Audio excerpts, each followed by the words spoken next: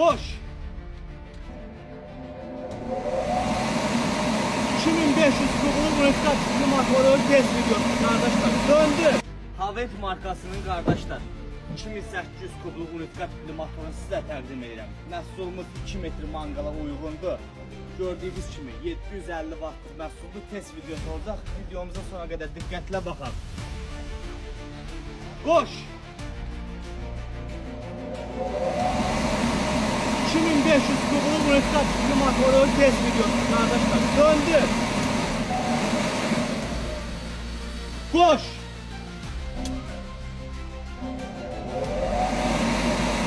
2 metr mangalar ağaçlı şəkildə belə qoşub istifadə edə bilərsiniz. Son titrlərə də uyğundur.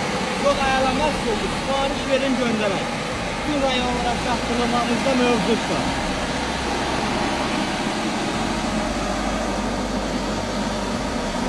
Hər şəxsiyyət vəsiqəsində klientə dəndələmək mümkündür.